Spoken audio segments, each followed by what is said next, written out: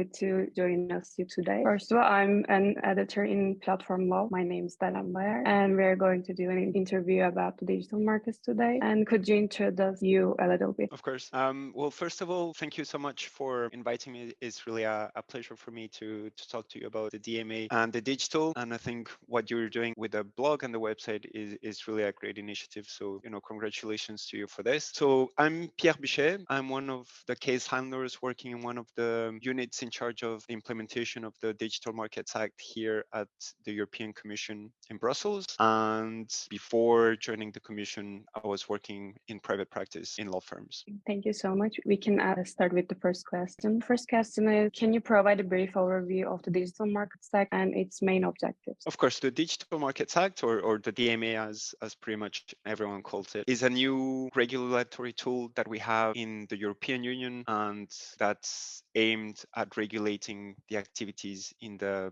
digital markets. So the DMA has really two main objectives, which is, ensure fairness and contestability of the digital market. Because what we've realized so far is that there's only a handful of players that really control basically the internet, so to speak. And we've tried to challenge this using antitrust tools. And, this exercise started over 10 years ago already. And this has been successful, but maybe, also a bit slow in the process. And we realized that we needed new tools to tackle the challenges that we see in the digital sphere. So this is where the DMA kicks in. And the DMA is a targeted tool. So it doesn't target all the activities in the digital sphere, and it doesn't address all the players that are active on the digital sphere. It only applies to what we call core platform services, so CPSs, and there's 10 of them. It can be online intermediation services, for example, online marketplaces or app stores on your mobile devices. It can be web browsers, it can be search engines, cloud,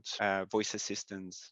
So there's 10 of those ones. And the DMA is also a targeted tool in that sense that it only applies to what we call gatekeepers. And gatekeepers are really, to put it easy, the really big players. And in order to qualify as a gatekeeper, you need to fulfill three criteria. So the first one is that you need to have a size that's big enough to impact the activities on the internal market in the European Union, and that we can determine predominantly based on the turnover, which is a turnover in the EU of over 7.5 billion. The company must also be an important gateway for business users to reach consumers or end users. So in that sense, the platform must have 10,000 business users and 45 million monthly active end users. So again, it's quite a sizable company. And it also needs to have an entrenched and durable position in the European Union. And that we assume is the case if the thresholds I just described have been met for the last 3 years. So as you see, it doesn't target any company. It targets, quite the big companies. And if you are designated a gatekeeper, then the DMA has a list of, directly applicable and self-executing obligations that the gatekeepers must comply with. And amongst those obligations, there's a variety of obligations. But for example, there's the obligation to allow business users to offer alternative payment systems for applications, for example, or the obligation for online search engines to share click and data queries. So there are certain obligations in the DMA that would apply to these gatekeepers. In terms of timeline, so the DMA entered into force at the beginning of this month in May, and that has triggered a period of 2 months where companies that potentially qualify as gatekeepers have to notify to the European Commission whether they meet the threshold. This then triggers a 45 working day deadline for us, the European Commission, to designate gatekeepers. And after the designation, which should happen early September, there's a transition period of 6 months where the gatekeepers have to prepare compliance with the DMA. So we're looking at a time frame of March 2024, where the DMA will actually start applying to gatekeepers. So this is roughly what the DMA is and where we stand at the moment. Thank you so much for your answer. Our second question is about, given the dynamic nature of the digital markets and the rapid pace of the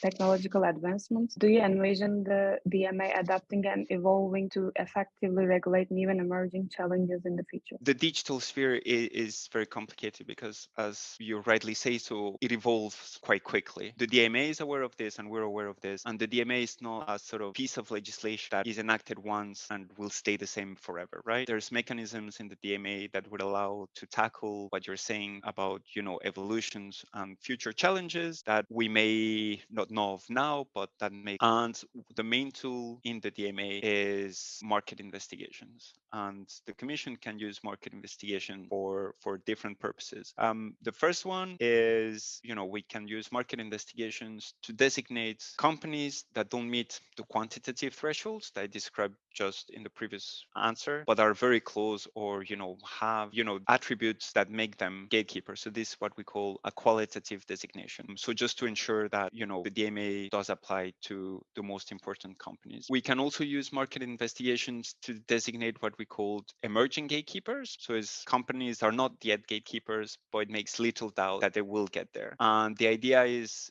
to be a bit more upfront and try to also cover those companies before they reach a stage where their position is entrenched and where market contestability then becomes more difficult. But to be proportionate for these emerging gatekeepers, we would only apply certain obligations that are necessary to avoid this entrenched position. The DMA, and in its Article 12, also foresees the possibility to update the obligations that apply to gatekeepers. So you first need to be designated as a gatekeeper. It might be that, certain obligations are necessary on top of what's already in the DMA to ensure that we can attain the objective of the DMA. In order to do this, we also need to go through a market investigation, also just to probe and make sure that, we're doing what's strictly necessary. Article 18 of the DMA also gives us the possibility of doing market investigations to design remedies in case of systemic non-compliance. Again, also Article 19 allows the Commission to do market investigations if we need to update and integrate new obligations and new services in the DMA. So for example, the DMA has 10 core platform services at the moment. It might be that in a few years' time, we might need to add a couple that are not important now, but might be important in the future. So, the DMA has various provisions that allows us to do market investigations to make sure that, the DMA is a living tool and it's really up to date and can actually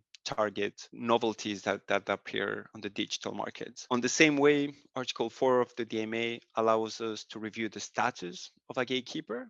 It might be that a company that's a gatekeeper now is not a gatekeeper in the future because there's market contestability, there's more competition, and therefore it has lost its gatekeeper status. And again, in that situation, there's no reason why we should burden those companies with obligations that are not necessary anymore. And finally, at the end of the DMA in Article 53, there's a review clause where, by 2026, and after that, every 3 years, we will review the status of the DMA as a tool to see whether it makes sense, if it's still necessary, if it's achieving its objectives, etc. So I think, all these tools will allow the Commission to make sure that we stay in phase with the evolutions of the digital market. Thank you so much. Our third question is, what are the key challenges in regulating digital markets and ensuring fair competition in the digital platform economy? That's a good question. I personally see 5 main key challenges. If I say, I think the first one, and we just discussed about it, is pace. The digital markets tend to evolve really quickly. If you just look at, this artificial intelligence chat models like ChatGPT, I think 6 months ago, probably no one really talked about it. No one really knew what it was. Now everyone talks about it,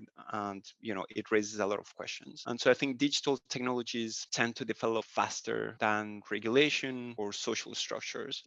That's the first challenge, and it was linked to the previous question, is how do you ensure that you can keep up with this development? So there's this pace element. And I think another challenge that's strictly related to this one is asymmetry of information. I think these digital companies will always know more than the regulators, than the people, than the government, than NGOs, you name it. That's their business. They obviously know their business very well. So they will always know more than we do. So it's a challenge, at least for us regulators, to really ramp up and, obviously not as much as they do, but enough that we can actually discuss with them. The third one, which is probably also linked to the first one, is how do you develop what we call fit fit for purpose regulations, because obviously you need to understand what's happening in order to come up with regulation that addresses the issues that you have seen in the market. So it's really difficult. So in Europe, we have the DMA. Other countries have other views on how digital markets should be regulated. It can be on a voluntary basis. It can be based on code of conducts. So, different countries and jurisdictions have different approaches. So that also links to maybe fourth challenge I see, which is an institutional challenge. Is these companies are global, these services are global. Search is search irrespective of where you are. But obviously, we as the European Commission, for example, are limited by our own mandate and by our own jurisdiction. So we can only capture part of the world where practices are global. There's a challenge there on how do you cooperate with other institutions and other jurisdictions to ensure that you can achieve an objective that's positive for everyone. And the last challenge I see is an enforcement challenge. These are very sophisticated tools and services. It begs the question of who is liable at the end of the day. For example, if you're using an artificial intelligence tool, who is liable? Is it the people that incorporated the tool? Is it the people that developed the tool? So there's difficult questions in there. And there's also, other regimes like copyright that come into the equation, which also might have different outcomes. So I think, if I can summarize, these are the five challenges, which is pace, asymmetry of information, designing fit for purpose regimes, and then an institutional challenge, and then an enforcement challenge. Next question is, in this regard, one criticism of the DMA is that it may stifle innovation by imposing heavy regulatory burdens on digital gatekeepers. How would you respond to this concern, and how does the DMA strike a balance between fostering competition and encouraging innovation in the digital economy? So again, this is a very good question, and as you can imagine,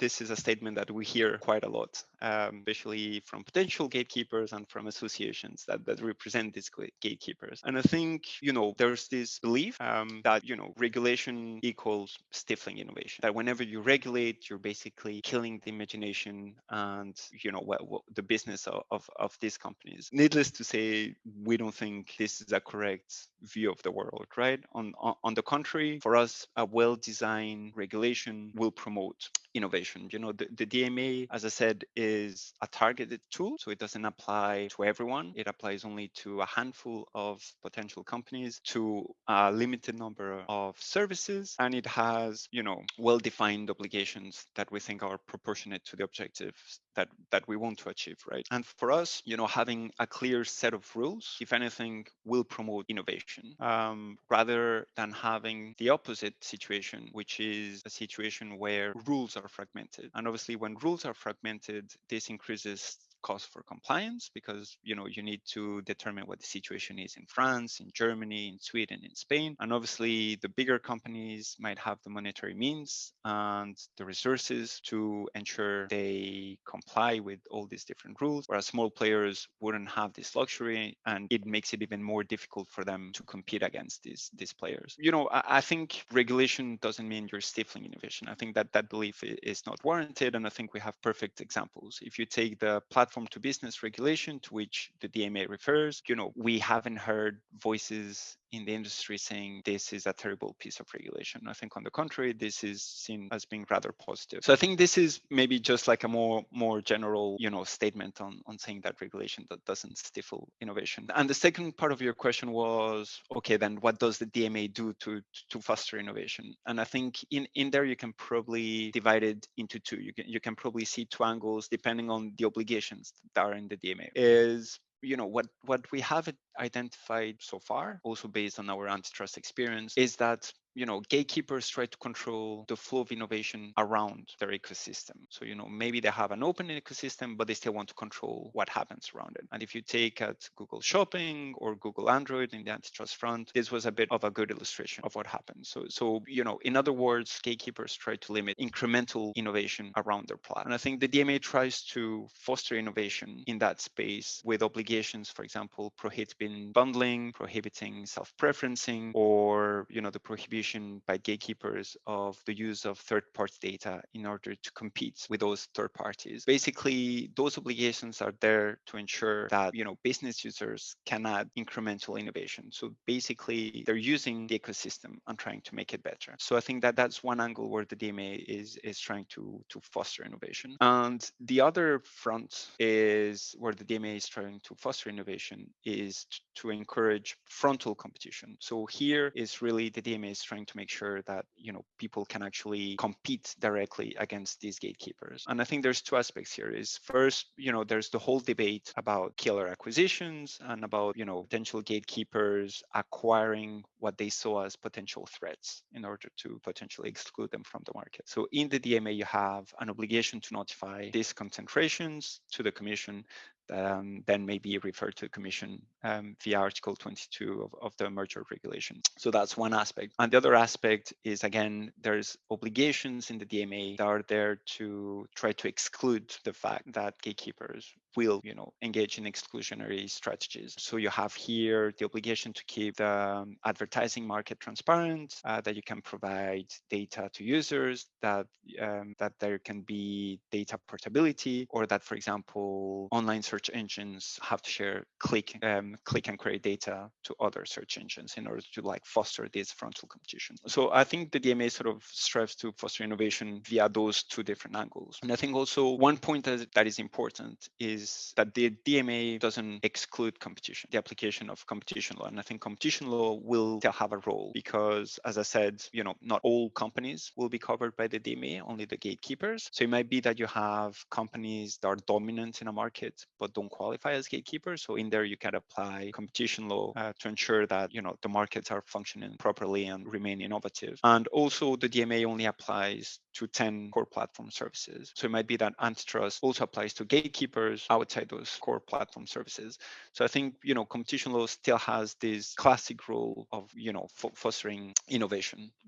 So I think in a nutshell, that's that's how the DMA, at least in our view, will help innovation thriving in the future. The next question is about sustainability, and also it kind of includes two questions in one. In light of the increasing focus on sustainability and environment concerns, how does the DMA address the role of digital gatekeepers in promoting sustainable practices and reducing the environmental impact of digital platforms and services? Additionally, does the DMA include any provisions that encourage or incentivize digital gatekeepers to adopt sustainable practices such as energy sufficiency measures or reasonable data management to contribute to a more sustainable digital economy? That's a very long question. It's a good question, though. It's an important question, especially, in our times. I think, especially, I still put myself in the younger generation.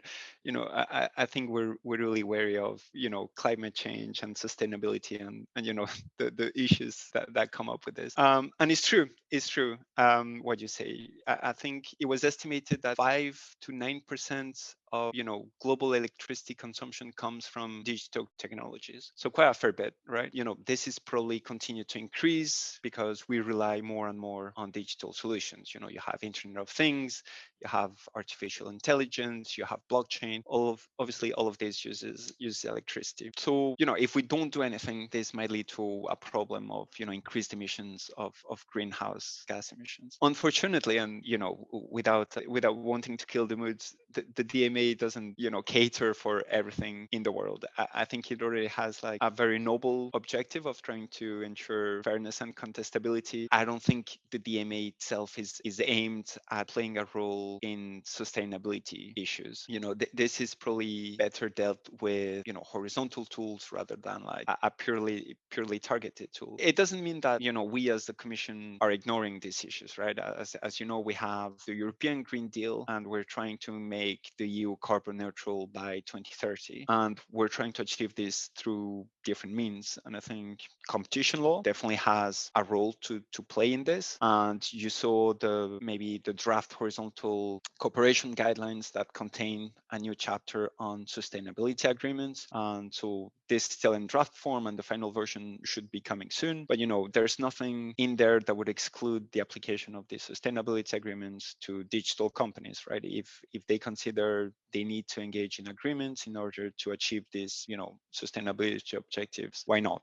There's also more specific and more detached from the digital sphere, but there's guidelines for sustainability agreements in agriculture. So all this to say that competition has a role in order to achieve these environmental objectives that we have. But as I said, this is best addressed at a horizontal level than through the DMA, which is targeted. And I think also outside the DMA and competition, the Commission is trying to address issues from the digital sphere when it comes to sustainability. So you might have seen that the European Commission conducted a study on energy efficient cloud technologies, and where the conclusion was a bit what you were saying in your question, right? That data centers need to become more efficient. They need to reduce and reuse waste energy such as heat, etc., etc. So the Commission is thinking about this. It might develop new tools, but there's already some existing instruments, which is the eco design regulation on servers and data storage products. There's a European Code on Conduct on data energy center efficiency, and there's also green public procurement rules when it comes to data center server rooms and cloud services. So we have tools in the EU, and we might have new tools in the EU that will help these digital services become more environmental friendly. But that's not the purpose of the DMA, right?